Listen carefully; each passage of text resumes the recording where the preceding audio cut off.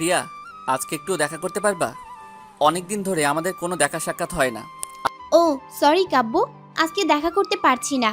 অন্যদিন দেখা হবে কেমন? আজকে আমার ম্যাথমেটিক্স 2 অ্যাসাইনমেন্ট আছে। আচ্ছা ঠিক আছে, অন্যদিন না হয় দেখা করব। ভালোভাবে অ্যাসাইনমেন্ট করো। হুম। এইটুকু কথা বলেই রিয়া ফোনটা রেখে দিল। একটাবারও খোঁজ নিল না আমি কেমন আছি। সে এরকম তো ছিল না। তাহলে কি আমি তাকে আজও চিনতে পারিনি? আমারই কি ওকে চিনতে কোথাও ভুল হয়েছে? এসব ভাবছিলাম। আর টেইলর সুইফট এবং এলি গোল্ডউইংয়ের গান শুনছিলাম। ও, আপনাদের তো আমাদের পরিচয়টা দেয়া হলো না। আমি কাব্য আহমেদ, নীল। বাবা মায়ের আদরের তিনমাত্র সন্তান, মানে তৃতীয় সন্তান। অনার্স শেষ বর্ষের ছাত্র আমি। আর এতক্ষণ যার কথা বলছিলাম সে হচ্ছে রিয়া, রাহিয়া চৌধুরী রিয়া। বাড়ি চট্টগ্রাম, আমার আম্মুর বান্ধবীর মেয়ে। সেই সূত্রে ওর সাথে আমার পরিচয়। পরিচয় থেকে ভালো লাগা, এবং ভালো লাগা থেকে ভালোবাসা। ওর সাথে আমার রিলেশনশিপটা এসএসসির পর থেকেই। কিন্তু বর্তমানের রিয়া আর অতীতের রিয়ার সাথে আমি আর মিল খুঁজে পাই না। রিয়া আগে আমার অনেক কেয়ার নিত, আর অভিমানটাও আহ্লাদি সুরে ভাঙাতো। কিন্তু এখন সে অনেক ব্যস্ত, হয়তো তার লেখাপড়া নিয়ে, তাই হয়তো সময় দিতে পারছে না। যাই হোক, ওর ভালোটা আমিও চাই, তাই সব কিছু মেনে নেই। কিন্তু আমার ছোট ছোট আবদারগুলোও কি পূরণ করতে পারে না? খুব বেশি কিছু তো চাইনি, শুধু আমাকে একটু সময় দিবে। তাও ওর এইটুকু সময় হয়ে ওঠে না। তারপর আমি রিয়াকে অনেক বেশি ভালোবাসি। মাগরিবের আজানের সুর ভেসে আসলো পাশের মসজিদ থেকে। গানটা বন্ধ করে উঠে আস্তে আস্তে বাসার উদ্দেশ্যে হাঁটতে লাগলাম। আর আনমনে ভাবতে লাগলাম ফেলে আসা দিনগুলো। এসব ভাবতে ভাবতে বাসায় চলে এলাম। এসে ফ্রেশ হয়ে ল্যাপটপ নিয়ে বসলাম। একটা 3D ডিজাইন করতে হবে। আম্মু এসে চা দিয়ে গেল। চা খাচ্ছিলাম, হঠাৎ ফোন আসলো একটা নাম্বার থেকে, যার কোড সংখ্যা 9টা। আমি পিক আপ করতেই বলল, Hello, are you Kabbo Ahmed? Yes, I am Kabbo Ahmed. Good. Your selection for study in Australia University of Melbourne. ভালো, আপনি অস্ট্রেলিয়া পড়াশোনার জন্য নির্বাচিত হয়েছেন মেলবোর্ন বিশ্ববিদ্যালয়ে। Really, I am very excited. Thanks for your good news.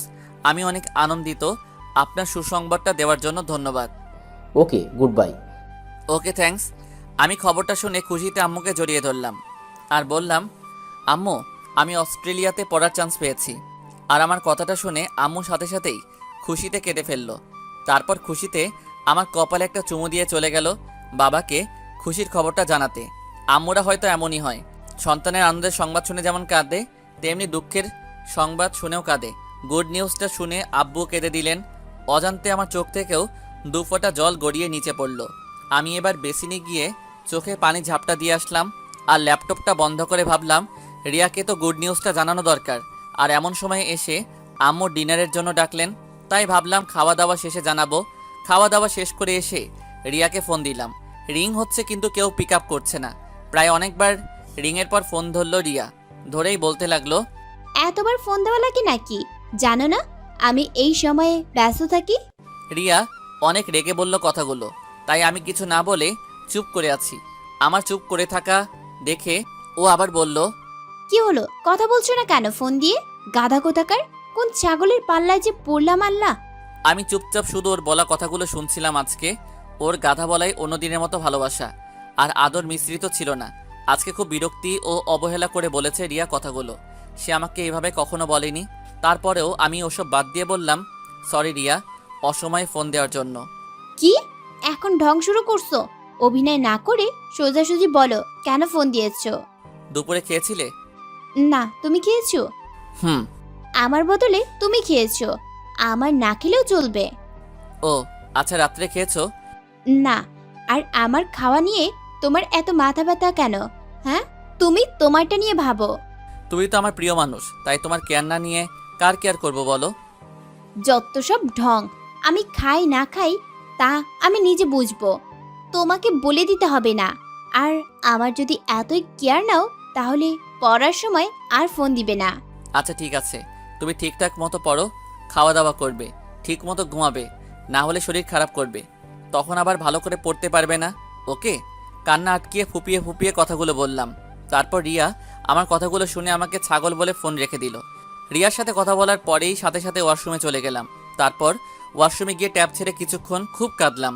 কেননা শুনেছি কাঁদলে নাকি মানুষের মন হালকা হয়। কিন্তু আমার মনটা এত কাঁদার পরেও হালকা হচ্ছিল না। তখন আমার মনে হচ্ছিল কেউ আমার বুকে পা দিয়ে চাপ দিয়ে ধরে রেখেছে। তারপর খুব কান্না করলাম রাত্রে। আর কাঁদতে কাঁদতে ঘুমিয়ে পড়লাম। সকালে আম্মুর ডাকে ঘুম থেকে উঠলাম। তারপর ব্রেকফাস্ট করে উঠে নিজের কাগজপত্র সব কিছু রেডি করলাম, জমা দিতে হবে। খুব বেশি দিন সময় নেই আর আমার হাতে। কিন্তু এই সুখবরটাও রিয়াকে এখনও জানাতে পারলাম না। ওর কথা মনে পড়তেই আবারও আমার চোখ দিয়ে পানি চলে এলো। মনে হলো গতকাল রাত্রের কথা। এত কিছুর পরেও আমি রিয়াকে ফোন দিয়ে ওর খোঁজ খবর নিতাম, ওর খাওয়া দাওয়া পড়াশোনার খবর নিতাম। কিন্তু ও ওর মতোই নির্লিপ্ত থাকতো আর আমার সাথে খুব একটা ভালোভাবে কথা বলতো না। তখন আমার ওর কাছে নিজেকে খুব নিঃস্ব মনে হতো। এখন আর রিয়া রাত্রে আমায় ফোন দেয় না। ও হয়তো ব্যস্ত থাকে ওর পড়াশোনা নিয়ে, কিন্তু ও রাত্রে খাওয়া দাওয়া করেছে কিনা জানতে ইচ্ছে করতো খুব আমার। মাঝে মধ্যে ফোনও দিয়ে দিতাম আর ও খুব বকতো। ইদানিং আমার মনে হয় আমি ওর কাছে কোনো গুরুত্বই বহন করছি না। আমার খুব কষ্ট হতো তখন, বুক ফেটে কান্না আসতো। ছাদে বসে খুব কাঁদতাম। ভালোবাসা শুরুটা আবেগে হলেও পরিণতিটা যে অবহেলায় হয় তা আজ বুঝতে পারলাম ওর কাছ থেকে। ছাদে বসে আমি অনেক জোরে জোরে কান্না করলাম আর উপরওয়ালাকে বলতে লাগলাম যে, হে আল্লাহ, কি অপরাধ ছিল আমার যার জন্য আমাকে তুমি এমন করে কষ্ট দিচ্ছ? কষ্ট যদি দাও তবে সইবার ক্ষমতা দাও না কেন? আমি আর কষ্টগুলো বহন করতে পারছি না, আমায় তোমার কাছে নিয়ে যাও। আমার এই কান্নার শব্দগুলো অনেক দূরে মিলিয়ে যাচ্ছে, কিন্তু কেউ জানে না এই কান্নার কারণটা কি। তারপর আস্তে আস্তে আমার কান্না কমে আসলো। নিজেকে এখন খুব ভারী বোঝা মনে হচ্ছে নিজের কাছে। তারপর খুব কষ্টে রুমে চলে এলাম। এসে না খেয়ে শুয়ে পড়েছি। ফ্রেশ ট্রেশ কিচ্ছু হয়নি। আম্মু ডাকছিল, বললাম ক্ষুধা নেই। এর মধ্যে এগিয়ে আসছে 14ই ফেব্রুয়ারি। এই দিনটা তাকে নিয়ে কাটাতে চাই যেভাবেই হোক। এজন্য ফোন দিলাম রিয়াকে, কিন্তু সে না ধরে ওর আম্মু ফোন ধরলেন। হ্যালো। আন্টি আসসালামু আলাইকুম। ওয়ালাইকুম আসসালাম। কেমন আছো বাবা কাব্য? তোমার আব্বু আম্মু কেমন আছে? জি আন্টি, আলহামদুলিল্লাহ আমি ভালো আছি। আর আব্বু আম্মুও ভালো আছে। আপনারা কেমন আছেন? হ্যাঁ বাবা, আমরাও সবাই ভালো আছি। আমি শুনলাম তুমি নাকি অস্ট্রেলিয়া চান্স পেয়েছো বিএসসি করার জন্য। জি আন্টি, দোয়া করবেন। তা তো অবশ্যই। ওখানে গেলে আমাদের ভুলে যেও না আবার। কি যে বলেন আন্টি, আমি কি আর আপনাদের ভুলতে পারি? না আন্টি, আমি আপনাদেরকে কখনো ভুলতে পারবো না। আন্টি রিয়া কই? রিয়া তোর রুমেই আছে, ওয়েট করো, দিচ্ছি। কিছুক্ষণ পরে, হ্যালো। কেমন আছো রিয়া? আছি ভালোই, খারাপ থাকার তো কোনো কারণ নেই। ও ভালো। আমি কেমন আছি জানতে চাইবে না? না, কারণ তুমি ভালো আছো সেটা আমি খুব ভালো করেই জানি। আমি ওর বলা কথাগুলো শুনে মনে মনে অনেক বেশি কষ্ট পেলাম। তারপরেও বললাম, না, আমি একটু ভালো নেই তোমায় ছাড়া। বুঝলাম। এবার কেঁদেই দিলাম। রিয়া প্লিজ আমায় এভাবে আর কষ্ট দিও না। আমি খুব মিস করি তোমায়, তোমার জন্য কাঁদি খুব। প্লিজ তুমি এমন পাষাণ মনের মানুষ হয়েও না। কাব্য, আবারও তোমার সেই ন্যাকা কান্না শুরু করে দিলে। যত সব দিলে তো মুডটাই নষ্ট করে। আচ্ছা রিয়া, আমার কথা কি তোমার একবারও মনে পড়ে না? না, মনে পড়ে না, তবে পড়লেও খুব কম। আচ্ছা তুমি তো এমন ছিলে না, কত ভালোবাসতে আমায়, কেয়ার করতে। তবে আজ এমন হলে কেন? কেন রিয়া, কেন? সময়ের পরিপ্রেক্ষিতে কাব্য। হ্যাঁ, সময়ের পরিপ্রেক্ষিতে। আর তুমি একটা বোরিং ছেলে, তোমার সাথে কথা বলতে ভালো লাগে না আমার আর। এমন করে বলো না প্লিজ, আমার খুব কষ্ট হয়। এই, তোর মতো ছেলেকে কিভাবে বলবো রে আহ্লাদ করে? আর এই সময় আর আমার নেই। আর তুই আমাকে ফোন দিবি না, ডিসগাস্টিং। এই বলেই ফোনটা খুব জোরে রেখে দিল রিয়া। এদিকে ওর বলা কথাগুলো শুনে আমার অনেক কান্না আসছে, চোখের জলগুলো বাদ মানছে না। আমি মানতেই পারছি না যে রিয়া আমাকে এভাবে হার্ট করতে দ্বিতীয়বার ভাবছে না। হে খোদা, সবাই কেন এত কষ্ট দেয় আমায়? রিয়াকে আমাকে একটু আর বোঝে না। জবাব দাও খোদা, জবাব দাও। এসব বলে কাঁদতে কাঁদতে ঘুমিয়ে গেলাম। সকালে উঠে ব্রাশ করতে করতে আয়নায় দেখছি নিজেকে। নিজেকে নিজেই চিনতে পারছি না। সব কিছু থেকেই যেন প্রাণ হারিয়ে গেছে। কোনো চঞ্চলতা নেই, সব কিছু প্রাণহীন লাগে। খাবারটাও স্বাদহীন। আর এমনিতেও মন ভালো থাকলে সব কিছু ভালো থাকে। এভাবে আরও কিছুদিন অতিবাহিত হয়ে গেল। এই কয়েকদিনে আম্মু আমার অবস্থাটা বুঝতে পেরেছে। এটা নিয়ে রিয়ার আম্মুর সাথে মনে হয় কথা বলেছে আম্মু। আর এটা আমি আজ সকালে ব্রেকফাস্ট টেবিলে কথা বলার সময় বুঝতে পারলাম। তারপর রিয়ার আম্মু হয়তো রিয়াকে বুঝিয়েছে, তাই আজকে রিয়া ফোন দিল বিকেলে আমাকে। আর আমি তো ওর ফোন পেয়ে খুশিতে আত্মহারা। হ্যালো রিয়া। হ্যালো কাব্য, কোথায় তুমি? আমার তো খুশিতে কথাই বের হচ্ছে না, কারণ রিয়া নিজ থেকে ফোন দিয়ে কথা বলছে আমার সাথে। আমি বাসায়। কেমন আছো তুমি? এই তো ভালো। আজকে সন্ধ্যায় দেখা করবে? আচ্ছা ঠিক আছে। আমি ওর সাথে কথা বলতে পেরে খুশি মনে ওয়াশরুমে ঢুকে শেভ করে নিজেকে ফ্রেশ করে নিলাম। তারপর রেডি হলাম আস্তে আস্তে। বিকেলবেলা আমি ওর জন্য বসে আছি। অনেকক্ষণ ওয়েট করার পর রিয়া আসলো। এসেই বসলো মুখোমুখি চেয়ারে। তারপর সে ওর হ্যান্ডব্যাগ থেকে টিস্যু বের করে মুখটা মুছলো, আর এদিকে আমি ওর দিকে শুধু তাকিয়েই আছি। রিয়া ওর মুখ মুছে আমার দিকে খেয়াল করলো। এত সময় ধরে যে তার সামনে একটা ছেলে বসে আছে, হয়তো তার মনেই হচ্ছে না। তাই আমি বললাম, কেমন আছো রিয়া? ভালোই। কি বলবে তাড়াতাড়ি বলো, আমার সময় নেই। দুপুরে খেয়েছিলে? তুমি এগুলো বলতে আমায় ডেকেছো? আমি শুধুই মাথা নাড়ালাম। তখন ও আবার বলল, আচ্ছা, আমি যে কারণে ডেকেছি তোমায়। বলো কি কারণে? কাব্য, আগামী কয়েকদিনের মধ্যে আমার পরীক্ষা শুরু হবে, তাই আমি চাই না তুমি আমার আম্মু বা আমাকে ফোন দিয়ে ডিস্টার্ব করো। আমি রিয়ার কথায় শুধু মাথা নাড়লাম। এমনিতেও রিয়ার বলা কথাগুলো শুনে আমার চোখে অশ্রু ভিড় করছে। আমি মাথা নিচু করে আছি, কারণ ওকে বুঝতে দিব না তাই। তারপর রিয়া আমার মাথা নাড়ানো দেখে আবার বলল, কাব্য, তোমার কি কিছুই বলার নেই? আছে। খুব ছোট্ট করে ভাঙা গলায় বললাম, হ্যাঁ, তাহলে বলো কি বলবে। ভালোভাবে পরীক্ষা দিও, ঠিক মতো খেও, সময় মতো ঘুমিও, আর নিজে যত্ন নিও। আমার কথাগুলো শুনে রিয়া খুব রেগে গিয়ে আমাকে বলল, এই, তোর কি এইসব ছাড়া কোনো কথা নেই? আমি আমার মতো থাকবো, তাতে তোর কি? আর তুই আমার খোঁজ করবি না। তোর কেয়ারগুলো আজ আমার বিরক্ত লাগছে। আমাকে মুক্তি দে তুই এসব থেকে। এসব বলেই রিয়া আমার কাছ থেকে হনহনিয়ে চলে গেল। আর এদিকে আমি কান্না ভেজা চোখ নিয়ে ওর গমন পথের দিকে তাকিয়ে থাকলাম। ও আমার চোখের আড়াল হয়ে যাওয়ার সাথে সাথেই আমি ঢুকরে কেঁদে উঠলাম। হয়তো অনেকেই হাসছে, কিন্তু তারা তো আমার কষ্ট বুঝবে না। তারা তো আর এটা জানে না যে আমি এখানে কেন কাঁদছি। তারপর হঠাৎ কেউ একজন এসে আমার পিঠে হাত দিয়ে মাথায় হাত দিল। আমি চোখগুলো বাম হাত দিয়ে মুছে তার দিকে তাকালাম। দেখলাম একটা ছেলে আমার দিকে তাকিয়ে আছে। আমি চোখ তুলে তাকানোতে সে বলল, ভাইয়া এভাবে কেঁদো না, একসময় সব ঠিক হয়ে যাবে। সত্যি কি ঠিক হবে ভাইয়া? চাইলেই কি সব ঠিক হয়? এখন বাসায় যান আর কাঁদবেন না, সবাই তাকাচ্ছে আপনার দিকে। এই বলেই সেখান থেকে সোজা বাসায় চলে আসলাম। আর বাসায় এসেই আমি আম্মু আর আব্বুকে ধরে খুব খুব কাঁদলাম। তারপর বললাম, আম্মু, তোমার ছেলে তো কাউকে কষ্ট দেয়নি জেনে শুনে, তাহলে সবাই আমাকে কেন কষ্ট দেয়? আমার কথা শুনে আম্মু আমাকে জড়িয়ে ধরে বললেন, কি হয়েছে তোর বাবা? তুই এভাবে কাঁদছিস কেন? আমাকে বল। এটা বলেই আমার সাথে আম্মু কেঁদে দিল। আম্মু, তুমি তোমার পাগল ছেলেটাকে ক্ষমা করে দিও। তোমায় হয়তো না বলে কষ্ট দিয়েছি কত। কি বলছিস তুই যাতা কথা? তুই এরকম তো করিস না কখনো। হঠাৎ আজ কি হলো? তারপর কাঁদতে কাঁদতে বাবাকেও বললাম, বাবা আমাকে ক্ষমা করে দিও, আমি হয়তো তোমায় কত কষ্ট দিয়েছি। বাবা এবার আমার কথা শুনে কেঁদে ফেললো। তারপর বলল, কি বলছিস বাবা তুই এসব? আর তুই এমন করছিস কেন? তোর কি হয়েছে রে বাবা? না বাবা, আমি জানি যে আমি তোমাকে আর মাকে খুব জ্বালাই, আর তোমরাও আমার দেওয়া কষ্টগুলো মুখ বুজে সহ্য করো, তাই তোমরা আমাকে ক্ষমা করে দিও প্লিজ। কথাগুলো অনেক কেঁদে কেঁদে বললাম। আর জানো বাবা, এখন আমার না নিজেকে খুব একা একা লাগছে, নিজেকে যেন হারিয়ে ফেলেছি আমি বাবা।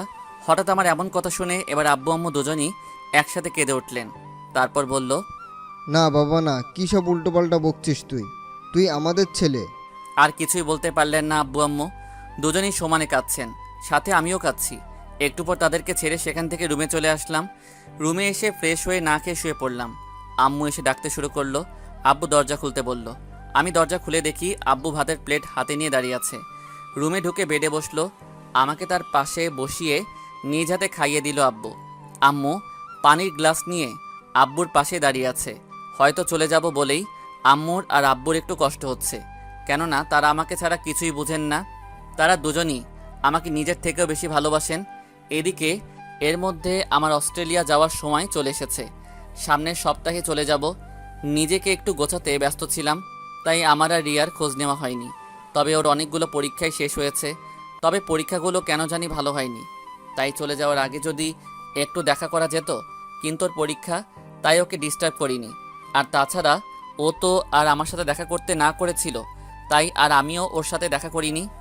এভাবে সময় চলার পথে আস্তে আস্তে আমার অস্ট্রেলিয়া চলে যাওয়ার দিন চলে এসেছে। নিজেকে খুব একা একা লাগছে। আম্মু আব্বু আর রিয়ার আম্মু আব্বু এসেছেন। আমার যাওয়ার সময় চলে এসেছে দেখে আমি আম্মুকে জড়িয়ে ধরে বললাম, আম্মু আমার জন্য দোয়া করো, আমি যেন তোমাদের সবার ইচ্ছে পূরণ করতে পারি। এই বলে কেঁদে দিলাম। আর এদিকে আম্মু আমাকে জড়িয়ে ধরে ঢুকরে কেঁদে দিলেন। তারপর বাবা আমাকে বললেন, বাবা ঠিক মতো খাওয়া দাওয়া করিস, নিজের খেয়াল নিস।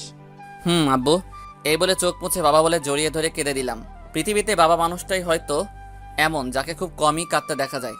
বাবা আমার জন্য দোয়া করো, আম্মুর আর তোমার নিজের খেয়াল রেখো। আরে কাঁদছিস কেন বাবা? কাঁদিস না, আমরা ভালো থাকবো। তুই নিজের যত্ন নিস, আর তুই আমাদের জন্য চিন্তা করিস না। আচ্ছা বাবা, সময় মতো নিজের ওষুধগুলো খেও। তারপর আমি আন্টি আর আঙ্কেলকে বললাম, আপনাদের অনেক মিস করব। আম্মু আব্বুকে একটু দেখে রাখবেন। আরে বাবা, তুমি সে নিয়ে ভেবো না, তুমি ভালো থাকলে আমাদের ভালো থাকা। জি আঙ্কেল আন্টি, আমার জন্য দোয়া করবেন আর রিয়াকে এই জিনিসটা দিবেন। আন্টির হাতে একটা চিঠি দিলাম রিয়ার কাছ থেকে শেষ বিদায় নিতে। তারপর আব্বু আম্মুকে নিচু হয়ে সালাম করে বিদায় নিলাম। পিছু ফিরে আকাশের দিকে তাকিয়ে হাঁটতে লাগলাম। আজ আকাশটা খুব মেঘলা, হয়তো আমার মনের মতো ওর মনটাও খারাপ। এদিকে রিয়ার আম্মু বাসায় গিয়ে দেখে যে রিয়া কলেজ থেকে ফিরে এসেছে। তাই তিনি রিয়াকে ডেকে আমার দেয়া চিঠিটা রিয়ার হাতে দিলেন। চিঠিটা পেয়ে তারপর রিয়ার হাতে চিঠিটা নিয়ে পড়তে শুরু করলো। রিয়া, হয়তো ভাববে প্রিয় বলে ডাকিনি কেন, কারণ তুমি আমার কাছে প্রিয় হলেও আমি যে তোমার কাছে প্রিয় শব্দটা আর নেই। রিয়া, তুমি হয়তো ভালোই আছো আমায় ছাড়া, আর আমিও ভালো থাকবো যেমন তোমায় ছাড়া থাকার কথা। ও হ্যাঁ, তোমার জন্য আমার একটা খুশির সংবাদ আছে। খুশির সংবাদ এই যে আজ আমি তোমার থেকে অনেক দূরে চলে গেলাম, অনেক দূরে। তোমাকে আর ফোন দিয়ে ডিস্টার্ব করব না, তোমায় আর আমি জ্বালাবো না, তোমায় আর আমার মতো কারো উপরে বিরক্ত হতে হবে না। হ্যাঁ, আগের মতো আর নিজের কেয়ার করবে কি না জানি না, তবে খুব মিস করব তোমার বকাগুলো। কিন্তু চাইলেই তো আর শুনতে পারবো না, কেননা আজকে আমি চলে যাচ্ছি তোমার থেকে অনেক দূরে। তুমি তোমার নিজের মতো করে কাউকে খুঁজে নিও, যে তোমার মনের মতো হবে। আমি হয়তো ভুল ছিলাম আর খুব বাজে ছিলাম, কিন্তু আমার ভালোবাসাটা সত্যি ছিল, যা তুমি দেখোনি। আমি তোমাকে হয়তো নিজের করে পাইনি, তবে তোমার স্মৃতিগুলো আমার নিজের, যা দিয়ে আমি আমার সারাটা জীবন কাটিয়ে দিব। আর কোনোদিন আমার এই বিরক্তকর কণ্ঠটা শুনতে পাবে না তুমি। দোয়া করি তুমি যেন আমার চাইতে ভালো কাউকে পাও, যে তোমাকে খুব ভালোবাসবে তোমার মতো করে। আমার ভালোবাসাটা না হয় না পাওয়াই থাক, তাতে দুঃখ নেই, কিন্তু তোমার কষ্টে যে আমার বুক ফেটে যাবে। আমার দেওয়া কষ্টগুলোকে জীবনে খারাপ মুহূর্ত মনে করে ভুলে যেও। আমি দূর থেকে তোমাকে ভালোবাসবো, তুমি নিজেকে সুখী করো। আর কিছু বললাম না, কেননা তুমি আবার আমার উপরে বিরক্ত হবে। তাই আর বিরক্ত করব না তোমায়। পারলে ক্ষমা করে দিও এই পাগলটাকে, যে তোমাকে তোমার মতো করে ভালোবাসতে পারেনি। ভালো থেকো, নতুন কাউকে নিয়ে খুশি থেকো। আর পারলে এই পাগলটাকে শেষবারের মতো ক্ষমা করে দিও। আমি হারিয়ে গেলাম আজ থেকে চিরতরে। ভালো থেকো তুমি, খুব ভালো থেকো আমার কাছ থেকে দূরে গিয়ে, কেননা আমি তো তোমায় ভালোবাসতে পারলাম না। যাক, সেসব কথা বাই। ইতি, পাগল এবং বিরক্তিকর মানুষটা, হয়তো তোমার বা হয়তো বা না। এদিকে চিঠিটা পড়তে পড়তে রিয়ার দু চোখ হঠাৎ ঝাপসা হয়ে গেল। দু ফোঁটা অশ্রু টুপ করে ঝরে পড়ল। চিঠির ভাঁজে খুব কান্না পাচ্ছে ওর। আজ খুব কাঁদবে সে, কারণ ওর তো খুশি হওয়ার কথা, কিন্তু একটা কিসের শূন্যতা অনুভব করছে হৃদয়ের গহীনে।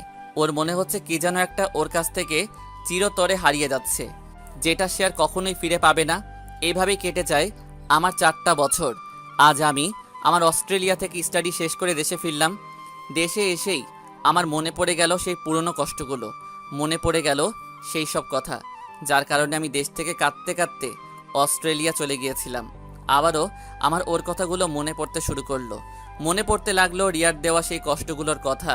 আমি যে রিয়াকে ছেড়ে অস্ট্রেলিয়ায় গিয়ে ওর কথা আমার আর মনে পড়েনি তা কিন্তু না, আমার ওর কথা সেখানে গিয়েও সারাক্ষণ মনে পড়তো।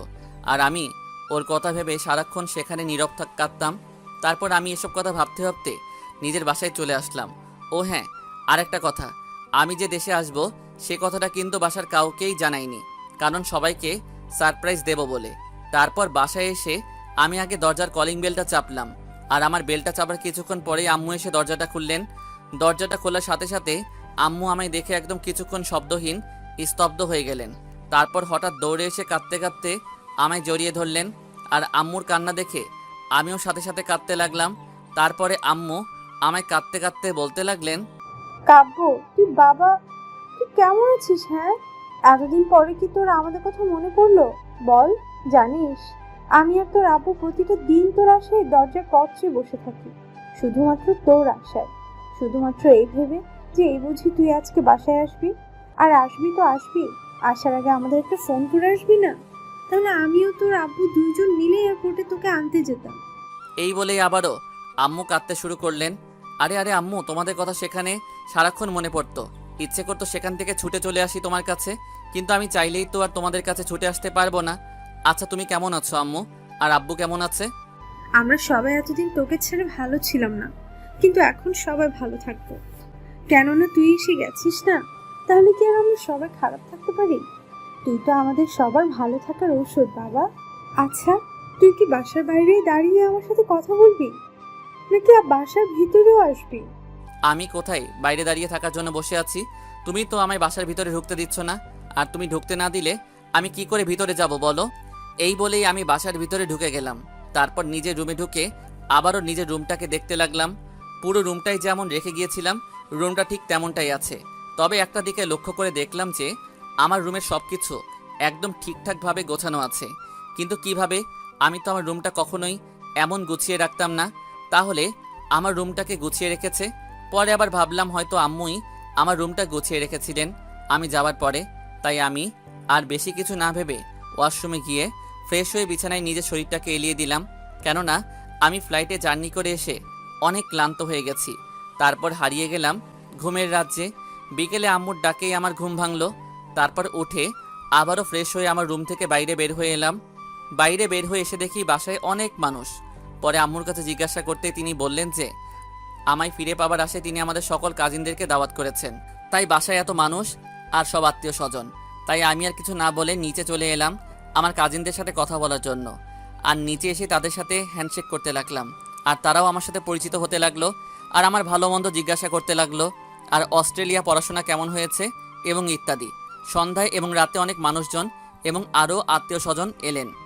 আর এর মধ্যে আব্বুও আমি আসার খবর পেয়ে অফিস থেকে নিয়ে ছুটি চলে আসলেন। তারপর আমাকে দেখতে পেয়ে কাঁদতে কাঁদতে জড়িয়ে ধরে আমার সাথে অনেকগুলো কথা বলেন। তারপর আব্বুর সাথে কথা বলার পরে আমিও রেডি হয়ে নিচে চলে এলাম সবার সাথে দেখা করার জন্য। ও হ্যাঁ, আপনাদেরকে এটা জানিয়ে রাখি যে এখন আমি আর আগের মতো সেই বোকা খ্যাতমার্কা স্টাইলে থাকি না। সেখানে গিয়ে নিজেকে অনেক চেঞ্জ করেছি এবং চেঞ্জ করে ফেলেছি নিজের সব কিছু। এখন আর কেউ আমাকে বোকা খ্যাত বলতে পারে না। এখন আমাকে যেই দেখে তারা সবাই আমার সাথে নিজে থেকে কথা বলতে আসে। তবে বিশেষ করে মেয়েরা, তারা এখন আমাকে দেখলেই নিজে থেকে আমার সাথে কথা বলতে আসে। তো আমি নিচে এসে দেখি যে আমার সব কাজিনরা সবাই চলে এসেছে। আর তাদের মাঝে হঠাৎ দেখলাম যে আম্মুর বান্ধবী মানে রিয়ার আম্মু আঙ্কেল আন্টিরাও চলে এসেছেন, আর তাদের সাথে রিয়াও আছে। তবে ওকে দেখে মনে হচ্ছিল ওর মনটা অনেক খুশি। যাক, আমার এত বেশি কিছু ভেবে এত কাজ নেই, তাই আমি এত কিছু না ভেবে তাদের সাথে দেখা করতে চলে গেলাম। আমি সোজা তাদের সামনে গিয়ে বললাম, আঙ্কেল আন্টি আসসালামু আলাইকুম ও রহমতুল্লাহি ওয়া বারাকাতুহু। কেমন আছেন আপনারা? আমাকে তো ভুলেই গেলেন। আসার পর একটিবারও আমার সাথে দেখাও করলেন না। ওয়ালাইকুম আসসালাম ওয়া রাহমাতুল্লাহি ওয়া বারাকাতুহু। বাবা, আমরা সবাই ভালো আছি। আর আমরা তোমায় ভুলে গেছি নাকি তুমি আমাদের সবাইকে ভুলে গেছো? হ্যাঁ, সেই যে 4 বছর আগে গেলে আর আমাদের তো তেমন ফোনই করতে না, আমাদের কথা এত তাড়াতাড়ি করে ভুলে গেলে। আর সেখানে গিয়ে তো দেখছি মাশাআল্লাহ অনেক সুন্দর হয়েছে। আন্টি, আপনাদের সবার কথাই আমার সেখানে সারাক্ষণ মনে পড়তো, কিন্তু আমি চাইলেও যে আর তখন আপনাদের সবার কাছে ছুটে আসতে পারতাম না। আর হ্যাঁ, কতদিন আর খ্যাতমার্কা হয়ে থাকবো বলুন? তাই সেখানে গিয়ে সময়ের সাথে সাথে নিজেকেও একটু বদলে ফেলেছি আর কি। এই বলেই আমি এবার রিয়ার দিকে তাকিয়ে দেখলাম। আমি ওর দিকে তাকিয়ে দেখি সে এক নজরে আমার দিকে চেয়ে আছে। হয়তোবা সে আমাকে এইরকমভাবে আশা করেনি। আমি ওর এমন চেয়ে থাকা দেখে ওকে আর কিছু না বলে সেখান থেকে সরে এলাম। সেখান থেকে সরে আসার কিছুক্ষণের মধ্যেই দেখলাম যে রিয়া আমার দিকে আমার সাথে কথা বলার জন্য আমার কাছে মাথা নিচু করে আসছে। তাই আমিও সেখানেই ওর জন্য দাঁড়িয়ে রইলাম ওর সাথে কথা বলার জন্য। রিয়া আমার কাছে আসতেই আমি, হ্যালো মিস রিয়া চৌধুরী, আপনি ভালো আছেন তো? রিয়া আমার মুখে আপনি কথাটি শুনে আমার দিকে কিছুক্ষণ করুণ দৃষ্টিতে তাকালো। তারপর বলল, ভালোই আছি। তুমি কেমন আছো? তারপর আমি শুরু থেকে ওকে কিছু বলতে যাব, ঠিক তখনই আমার কিছু মেয়ে কাজিনরা আমার সাথে কথা বলতে চলে আসে সেখানে। আর আমি তখন রিয়ার দিকে চেয়ে দেখি সে অনেক রাগী লোক নিয়ে তাদের দিকে তাকাচ্ছে আর রাগে ফুলছে। তাই আমিও ওকে আরও বেশি করে রাগানোর জন্য তাদের সাথে আরও বেশি করে হেসে হেসে কথা বলে ওদের সাথে ওদের মোবাইলে সেলফি তুলতে লাগলাম আর কথা বলতে লাগলাম। এবং একসময় রিয়াকে আরও রাগানোর জন্য তাদের সাথে রিয়ার ওখান থেকে রিয়াকে নিয়ে আসছি বলে তাদের সাথে সেখান থেকে চলে এলাম। আর হঠাৎ আমার এমন ব্যবহারে রিয়ার কেমন লেগেছে তা জানার জন্য পিছনে তাকাতেই দেখি রিয়ার 2 চক্ষু দিয়েই তখন নীরবে পানি ঝরছে। সে সেখানেই আমার এমন ব্যবহারে মনে কষ্ট পেয়ে দাঁড়িয়ে দাঁড়িয়ে নীরবে কাঁদছে। হয়তোবা আমার কাছে সে এমন কিছু আশা করেনি। দূর, আমি এত কিছু না ভেবে আবারও তাদের সাথে মিশতে শুরু করলাম, কেননা এখন আর আমার রিয়ার চোখের পানির জন্য তেমন মনের মাঝে খুব বেশি একটা কষ্ট হয় না। এভাবে কিছুক্ষণ চলার পর রিয়া সেখান থেকে কাঁদতে কাঁদতে দৌড়ে ভিতরে চলে গেল, আর আমিও তখন তাদের সেখান থেকে এটা ওটা বাহানা দিয়ে সেখান থেকে চলে এলাম। তারপর রাতে অনুষ্ঠান শেষ হলে সবাই এক এক করে বাসায় চলে যেতে থাকে, আর এদিকে আমি আমার রুমে একা একা বসে আছি। হঠাৎ একটু পরেই খেয়াল করলাম কে যেন আমার রুমের দরজার কাছে এসে দাঁড়িয়ে রইল। আমি তার ছায়াটা রুমের ভিতর থেকে দেখতে পেলাম, তাই আমি সাথে সাথেই বললাম, কে ওখানে? আমার কথাটা বলার কিছুক্ষণের মধ্যেই সেখান থেকে রিয়া বেরিয়ে এলো আমার সামনে। আমি ওকে দেখে কিছুটা অবাক হয়ে যাই। তারপর, আরে রিয়া ম্যাম আপনি, তাও আবার আমার রুমে, আপনারা এখনো বাসায় যাননি? না, আসলে আম্মু আব্বু ওরা সবাই নিচেই বসে আছে আমার জন্য। আমি নিচে গেলেই ওরা আমাকে নিয়ে বাসায় চলে যাবে। কিন্তু আসলে আমি তোমাদের এখানে আসলাম তোমার সাথে কিছু কথা বলার জন্য। তোমার কি এখন আমার কথাগুলো শোনার একটু সময় হবে কাব্য? না, আসলে আমার একটু হালকা কাজ আছে, তাই আমার হাতে তেমন বেশি সময়ও নেই। আচ্ছা ঠিক আছে, আপনার আমায় কি বলার আছে বলেন, কিন্তু একটু তাড়াতাড়ি করে বলবেন প্লিজ। আমার কথায় রিয়া আমার দিকে কেমন যেন একটা করুণ দৃষ্টিতে কিছুক্ষণ তাকিয়ে রইল। হয়তো মনে হয় আমার কাছে সে এমন কিছু একটা আশা করেনি। তারপর আমি লক্ষ্য করলাম যে ওর চোখের কোণ দিয়ে নীরবে পানি ঝরছে। তারপর হঠাৎ কাঁদতে কাঁদতে দৌড়ে এসে আমায় জড়িয়ে ধরে। তারপর কাঁদতে কাঁদতে আমায় জড়িয়ে ধরে থাকা অবস্থায় বলতে থাকে, Kabya, I am sorry Kabya, I am so sorry. Please আমাকে তুমি ক্ষমা করে দাও প্লিজ। তুমি বিশ্বাস করো, তুমি চলে যাওয়ার পর থেকেই আমি আর একটুও ভালো নেই। কেননা তুমি যখন আমার কাছে ছিলে, আর যখন সারাক্ষণ ধরে আমার কেয়ার করতে, সারাক্ষণ যখন আমার ফোন করে আমার ভালো মন্দ, আমার খাওয়া না খাওয়া কথা জিজ্ঞেস করতে, তখন না আমার তোমার প্রতি এত কেয়ারটাকে অনেক বিরক্তকর লাগতো। তখন আমার নিজেকে তোমার এত কেয়ার করার মধ্যে কেমন যেন নিজেকে বন্দি বন্দি লাগতো। আমার তখন নিজের মনে হতো যে হয়তো তুমি আমাকে শাসনে আবদ্ধ করতে চাচ্ছ। তাই আমার তখন তোমার দেখানো এত ভালোবাসা দেখে অনেক রাগ হতো।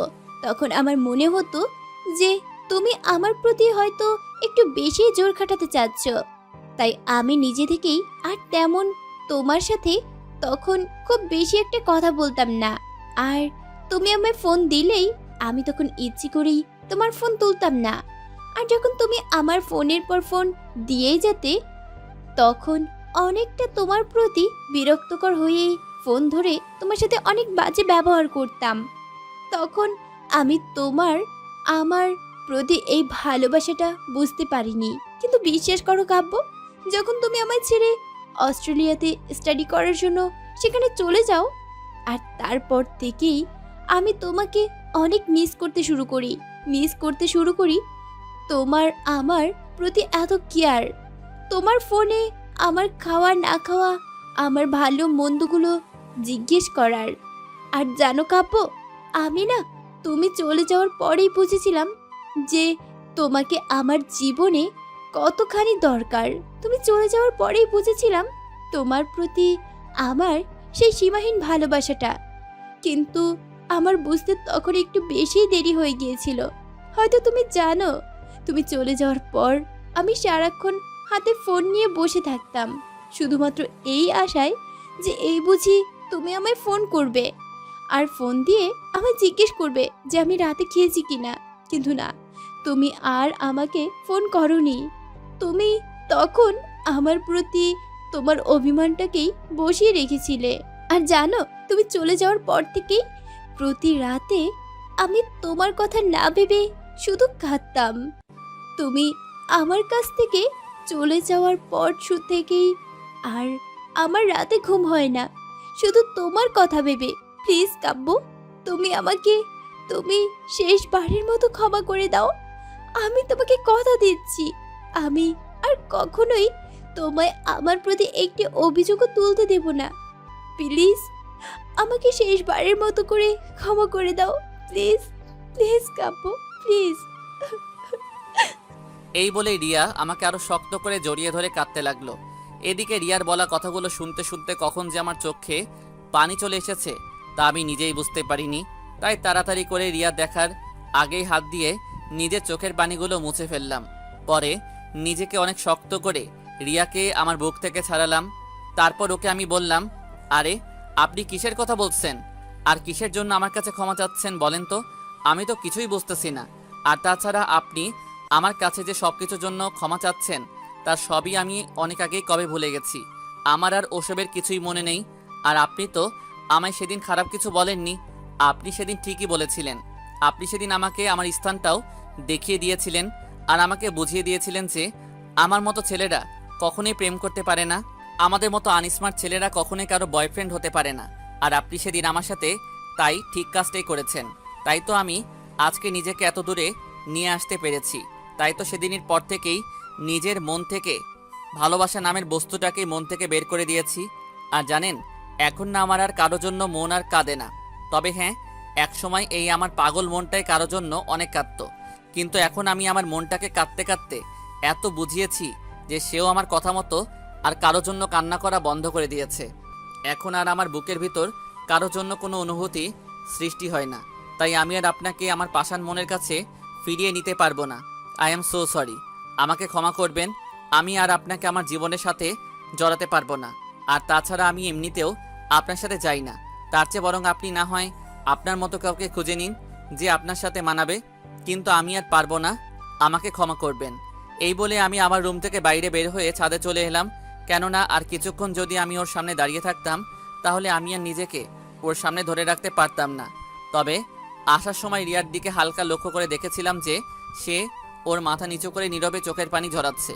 ছাদে এসে কিছুক্ষণ পর নিচে তাকিয়ে দেখলাম যে রিয়া ও আঙ্কেল আন্টি তারা সবাই বাসায় চলে যাচ্ছে।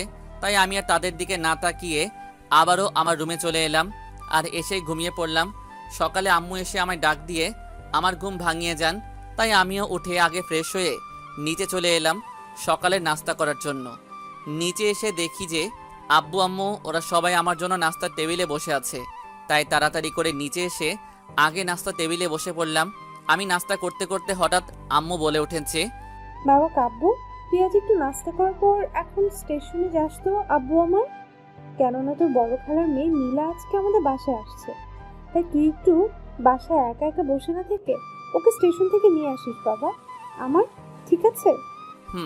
আচ্ছা ঠিক আছে, আমি গিয়ে নীলাকে স্টেশন থেকে বাসায় নিয়ে আসবো। ঠিক আছে বাবা। তারপর আমি আর তাদের কিছু না বলে নাস্তা করে সোজা স্টেশনের দিকে চলে গেলাম। আর আমি স্টেশনে পৌঁছেই দেখি যে আমার বড় খালার মেয়ে নীলা আগে থেকেই এসে বসে আছে। তাই আমি আর সেখানে দাঁড়িয়ে না থেকে সোজা ওর কাছে চলে গেলাম। আমাকেও দেখার সাথে সাথেই দৌড়ে এসে আমাকে জড়িয়ে ধরলো।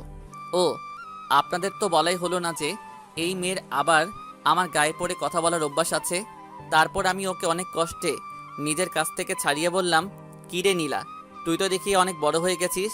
তোকে তো এখন আর চেনাই যায় না। তুই কখন এসেছিস আর আমাকেই বা কিভাবে চিনলি? আমি তোমায় আন্টির ফোনে ছবিতে দেখেছিলাম, আর আমি সেই কখন থেকে এখানে এসে দাঁড়িয়ে আছি সেটা কি তুমি জানো? সরি রে, তোকে দাঁড় করিয়ে রাখার জন্য। আচ্ছা চল এখন বাসায় যাই, তারপরে না হয় তোর সাথে বাসায় গিয়ে কথা বলবো। এই বলেই আমি নীলাকে নিয়ে আমার বাইকের পিছনে বসতে বললাম। কেননা সে নাকি আমার সাথে যাওয়ার জন্য আগে থেকেই ওর সব কাপড় লাগেজ আগে থেকে আমাদের বাসায় পাঠিয়ে দিয়েছিল। তারপর নীলা আমার বাইকের পিছনে বসলেই আমি আমার বাইকটা স্টার্ট করে বাসার দিকে আসতে থাকি। কিন্তু হঠাৎ নীলা বলল, কাব্বু, বাইক থামাও। বাইক থামাও বলে জোরে জোরে চিৎকার শুরু করে। তাই আমি সাথে সাথেই সেখানে রাস্তার একপাশে একটা ফুচকার দোকানের সামনে বাইকটা থামাই। আমার বাইক থামানোর সাথে সাথেই নীলা আমার হাত ধরে টানতে টানতে বলতে লাগলো যে সে নাকি এখন ফুচকা খাবে। আমি ওকে না করা সত্ত্বেও আমার কথা না শুনে জোর করে ফুচকাওয়ালাকে 2 প্লেট ফুচকা বানাতে বলল। এদিকে আমার অনিচ্ছা থাকা সত্ত্বেও ওর সাথে ফুচকা খেতে এবং ওর সাথে আমাকে বসতে হলো। নীলার সাথে ফুচকা খেতে খেতে হঠাৎ করে নীলা আমাকে একবার ওর হাত দিয়ে ফুচকা খাওয়াবে এই বলেই সে আমার দিকে একটা ফুচকা হাতে নিয়ে আমার মুখের কাছে নিয়ে আসে। আমি খাবো না বলে অন্যদিকে মুখ ফিরে তাকাতেই আমার চক্ষু চরক গাছ। কেননা আমি সেদিকে তাকাতেই দেখলাম যে রিয়া সেখানে আমার আর নীলার দিকে একটা রাগী মুড নিয়ে নীরবে চোখের কোণ দিয়ে হালকা পানি আটকে রেখেছে। রিয়াকে দেখে মনে হয় সে আমার সাথে এখানে নীলাকে আশা করেনি। তাই আমিও ওকে রাগানোর জন্য ওকে দেখিয়ে দেখিয়ে নীলার হাতে ফুচকা খেতে থাকলাম।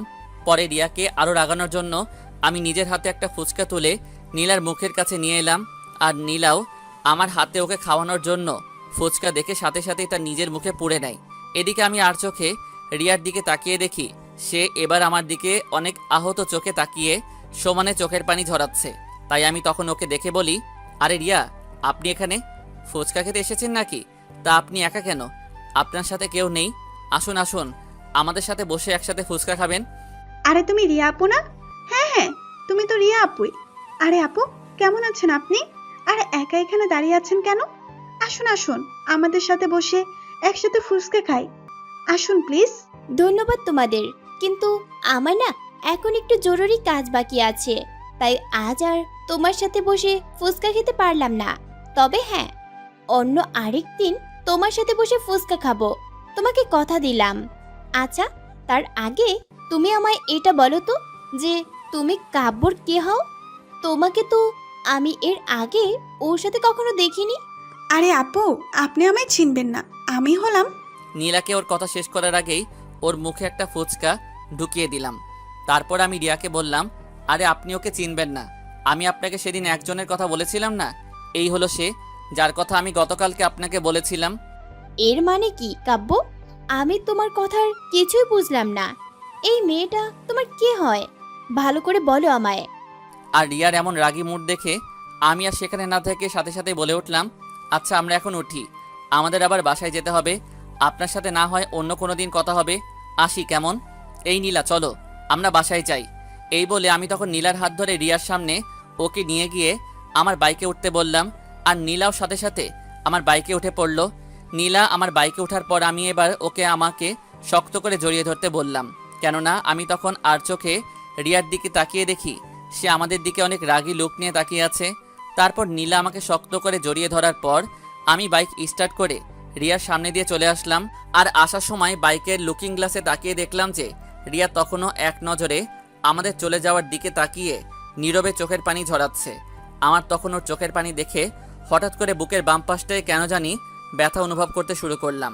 ওর কান্না দেখে কেন জানি আমারও চোখের কোণে পানি চলে এসেছিল, কিন্তু সেটা রিয়াকে বুঝতে দেইনি।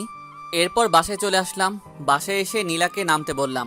তারপর ওকে জিজ্ঞাসা করলাম যে সে রিয়াকে কিভাবে চিনল। আর সে আমার প্রশ্নের জবাবে বলল সে নাকি রিয়ার ছবি একবার আমার রুমে একটা ডায়েরির ভিতরে দেখেছিল। আর সে এও বলল যে সে নাকি আমার আর রিয়ার সম্পর্কের কথাটাও জানে। তাই আমি আর বেশি কিছু জিজ্ঞাসা না করে ওকে বাসার ভিতরে যেতে বললাম। আর আমি বলার সাথে সাথেই নীলা বাসার ভিতরে ঢুকে গেল।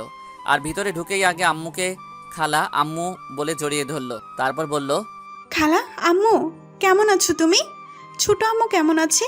আর তুমি তো আমাকে ভুলেই গেলে। একটিবার আমায় ফোন দিয়ে আমার খবরও নিলে না তুমি। আলহামদুলিল্লাহ, আমি সবাই ভালো আছি। আর তুই কি জানি বলছিলি নীলার কান ধরে? আমরাও তোকে ভুলে গেছি, তাই না? আমরা ভুলে গেছি নাকি তুই আমাদের সবাইকে ভুলে গেছিস?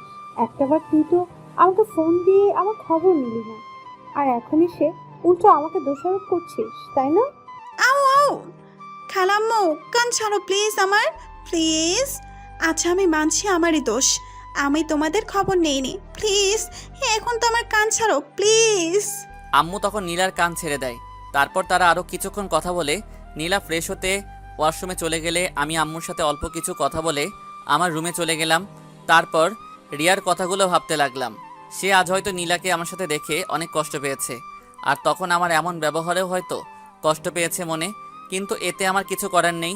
একসময় আমিও ওর জন্য অনেক কেঁদেছিলাম, কিন্তু সে তো আমার কষ্টটাকে বোঝেনি তখন। তাহলে আমি কেন এখন এত তাড়াতাড়ি ওকে ক্ষমা করে দেব? আমিও ওকে বোঝাবো কারো ভালোবাসা নিয়ে অবহেলা করলে তখন কেমন কষ্ট লাগে।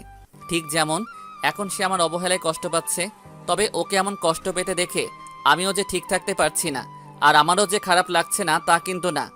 ওকে এমন কষ্ট পেতে দেখে আমিও মনে মনে অনেক কষ্ট পাচ্ছি, কিন্তু এমনভাবে কেটে যায় কিছুদিন। তো একদিন আমি আমার রুমে বসে কি যেন একটা কাজ করছিলাম, আর তখনই হঠাৎ টেবিলে রাখা আমার ফোনটা বেজে উঠল। তাই আমি কাজ বাদ দিয়ে আগে ফোনটা ধরতে গেলাম, আর ফোনটা হাতে নিয়ে দেখি রিয়ার আম্মু আমায় ফোন করেছেন। তাই তাড়াতাড়ি করে ফোনটা ধরে আগে তাকে সালাম দিলাম। তারপর, আসসালামু আলাইকুম আন্টি। আসসালামু আলাইকুম রহমতুল্লাহি ওবারাকাতুহু। ওয়ালাইকুম আসসালাম বাবা। বাবা কাব্য, তুমি কোথায় আছো এখন? আন্টি আমি এখন বাসায় আছি। কিন্তু কেন, কি হয়েছে?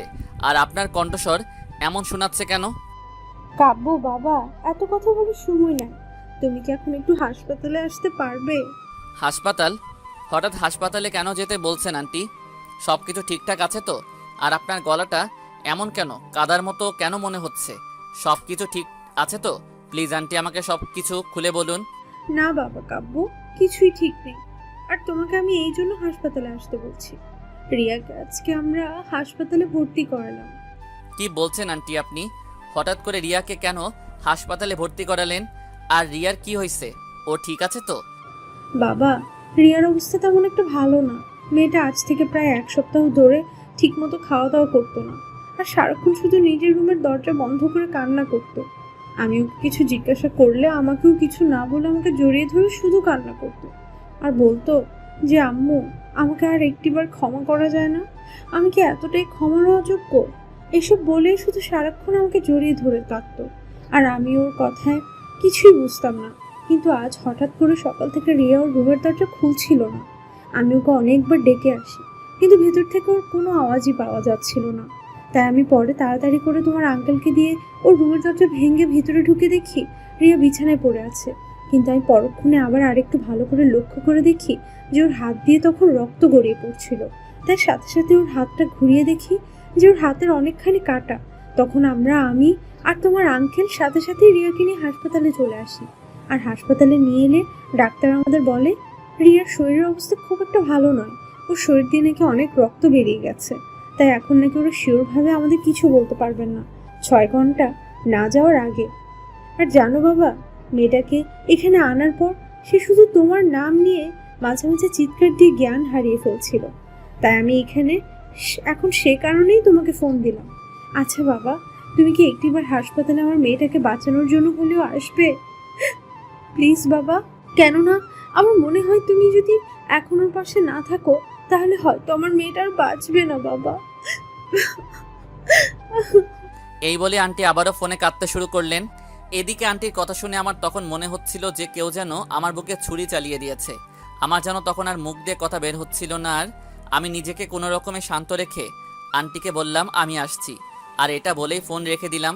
ফোনটা কাটার পরে আমার চলার শক্তিটাও মনে হচ্ছিল আমার আর নেই। আমি বাসায় কাউকে কিছু না বলেই আগে সোজা হাসপাতালের দিকে ছুটলাম। আর আমার হাসপাতালে পৌঁছাতে 15 মিনিটের মতো সময় লাগলো।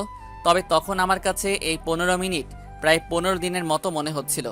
বারে বার শুধু রিয়ার কথা মনে হচ্ছিল। ওর এমন অবস্থার জন্য হয়তো আমি নিজেই দায়ী। ওর কিছু হয়ে গেলে হয়তো আমি আর নিজেকে কখনোই ক্ষমা করতে পারবো না। আমিও নিজেকে শেষ করে দেব। এই সব কথা ভাবতে ভাবতে আমি হাসপাতালে চলে আসলাম। সেখানে গিয়ে আগে রিয়াকে কোন ওয়ার্ডে ভর্তি করানো হয়েছে সেটা জেনে নিলাম। তারপর রিয়া যেখানে আছে সেখানে আগে ছুটতে লাগলাম। সেখানে গিয়ে দেখলাম যে আন্টি বাইরে ডাক্তারের সাথে কি জানি কথা বলছে। আর আমাকে দেখার সাথে সাথেই আন্টি আমাকে জড়িয়ে ধরে বাচ্চাদের মতো কান্না করতে করতে বললেন যে, বাবা কাব্য, তুমি এসেছো? বাবা, আমার মেয়েটার অবস্থা বেশি ভালো না। আচ্ছা বাবা, আমার মেয়েটা বাঁচবে তো? সে ছাড়া এই দুনিয়ায় আমাদের আগলে ধরে বেঁচে থাকার কেউ নেই বাবা। আমার মেয়েটা আবার বাঁচবে তো বাবা? বলো না বাবা কাব্য, আমার মেয়েটা আবার বাঁচবে তো? আন্টির কথাগুলো শুনে আমি আর নিজেকে ধরে রাখতে পারলাম না।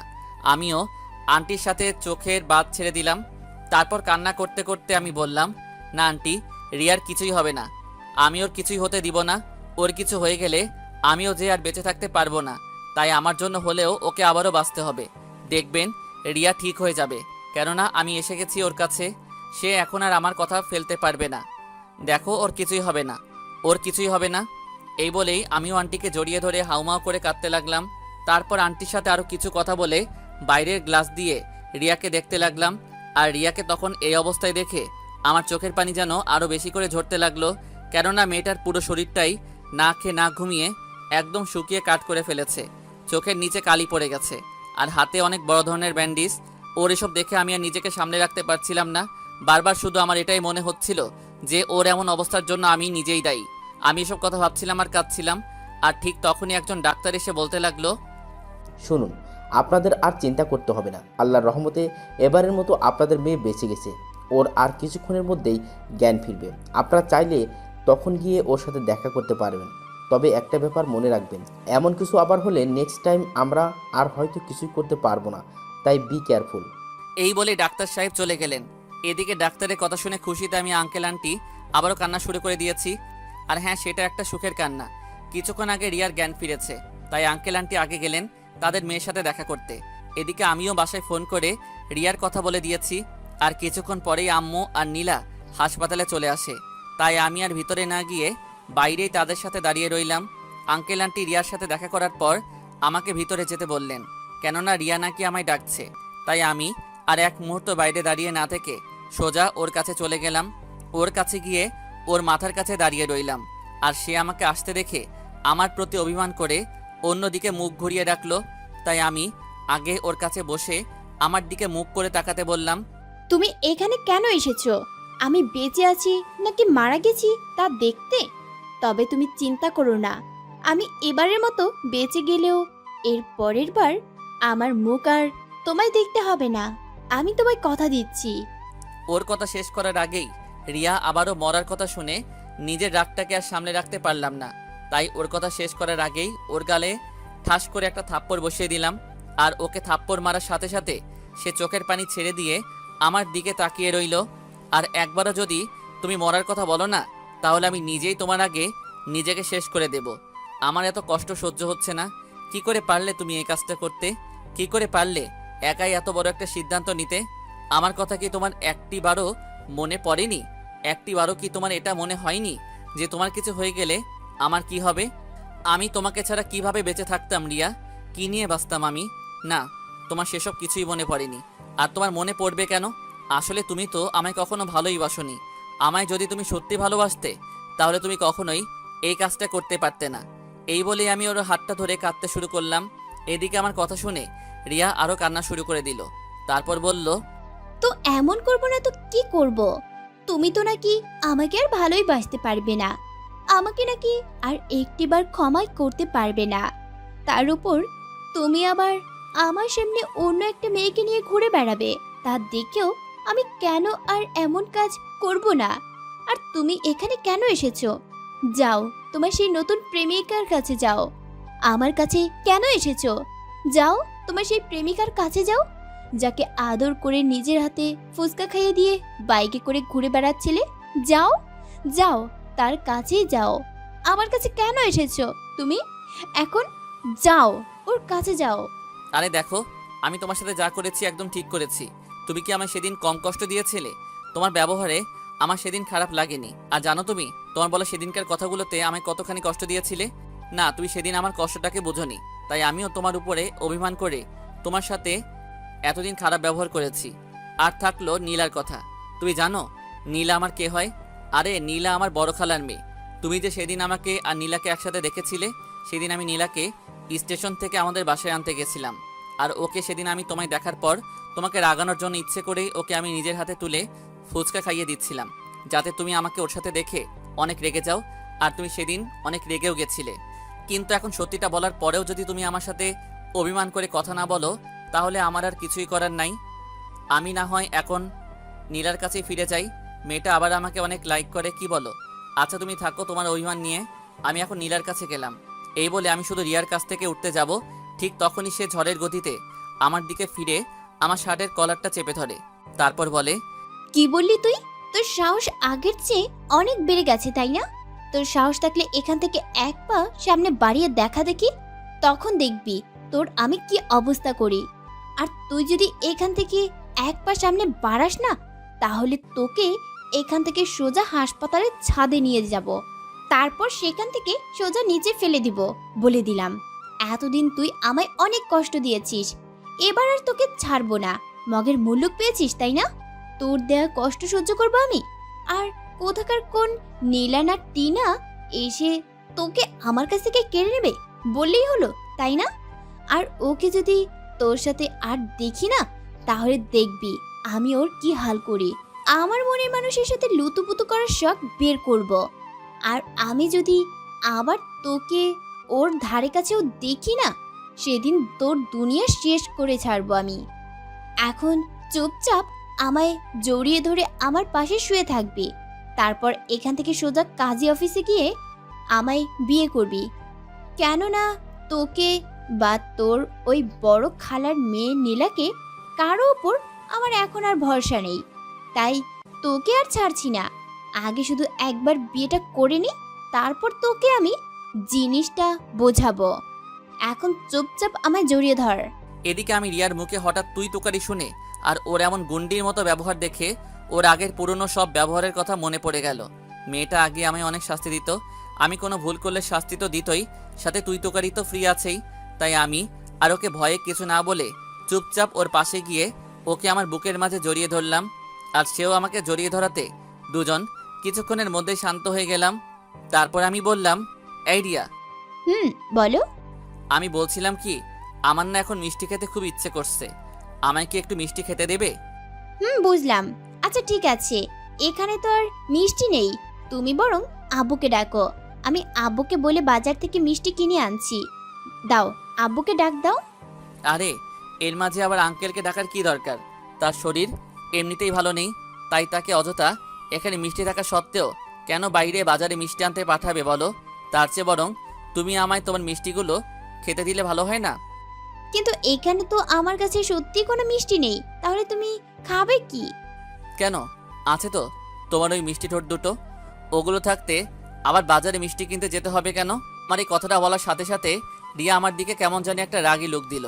তারপর আমাকে বলল, তোমার তো সাহস কম নয়, তুমি এখন এসবের কিছুই আমার কাছে বিয়ের আগে পাবে না। আগে আমাকে বিয়ে করো, তারপর না হয় ভেবে দেখা যাবে। কিন্তু তার আগে আর একটি বারও যদি তুমি আমার কাছে আর উল্টাপাল্টা কিছু বলছো, তো তোমার খবর আছে বলে দিলাম। ওকে, আমি আর তোমার কাছে কিছু চাইবো না।